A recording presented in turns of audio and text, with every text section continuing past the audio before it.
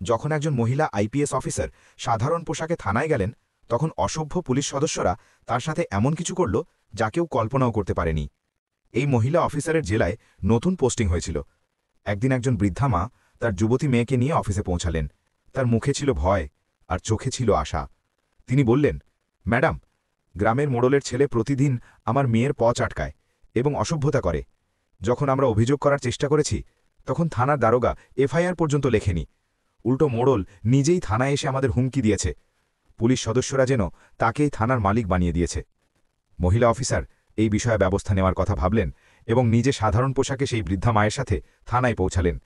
তিনি গিয়ে বললেন, আমার মায়ের এফআইআর কেন লেখা হয়নি? এখনই এটা দাঁড়া করুন, না হলে ওপর পর্যন্ত অভিযোগ যাবে। দারোগা হাসতে হাসতে বলল, তুই আবার কে আমাদের আইন শেখানোর? এই বলে দারোগা আইপিএস ম্যাডামকে ধাক্কা দিয়ে বের করে দেওয়ার চেষ্টা করল। তখনই মহিলা অফিসার তার আইডি কার্ড বের করে গর্জন করে বললেন, নাম ঋদ্ধিমা ঠাকুর, এই জেলার নতুন আইপিএস অফিসার। আব বলো, জানাতাকে বিচার দেওয়ার এটাই কি পদ্ধতি? দারোগার পায়ের তলায় মাটি সরে গেল। সে কাঁপতে কাঁপতে হাঁটু গেড়ে বসে পড়ল।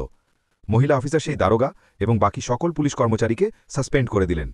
মোড়ল এবং তার ছেলেকে সেই সন্ধ্যায় গ্রেফতার করা হলো।